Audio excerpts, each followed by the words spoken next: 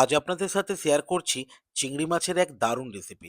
বানাচ্ছি আমকাসন্দি চিংড়ির পাতুরি, যেটা গরম গরম ভাতের সাথে অপূর্ব লাগে।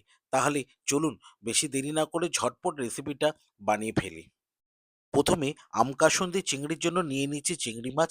মাছের মধ্যে একটু নুন আর একটু হলুদ দিয়ে এটাকে ভালো করে মাখিয়ে নেব। এবারে এইদিকে নিয়ে নিচ্ছি কাঁচা আম, খোসাটা ছাড়িয়ে টুকরো টুকরো করে নেব।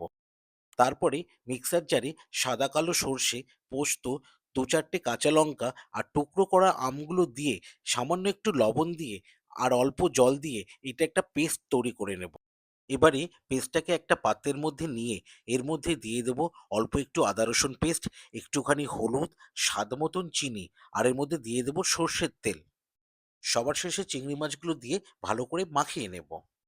এদিকে একটি কলাপাতায় সামান্য সর্ষের তেল মাখিয়ে তার মধ্যে চিংড়ি মাছগুলোকে দেব।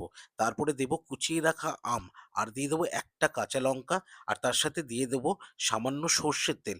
সর্ষের তেল দিয়ে কলাপাতাটাকে মুড়ে পাতুরিগুলো করে নেব। এবারে পাতুরিগুলো স্টিম করে নিলেই আমাদের আম কাসন্দি চিংড়ির পাতুরি কিন্তু একদম রেডি হয়ে যাবে। রেসিপিটা কেমন লাগলো অতি অবশ্যই কমেন্ট করে জানাবেন। আর আমাদের চ্যানেল যারা এখনও নতুন আছেন, চ্যানেলটা কিন্তু সাবস্ক্রাইব করে দিয়ে আমাদের পাশে থাকবেন। সুস্থ থাকবেন, ভালো থাকবেন।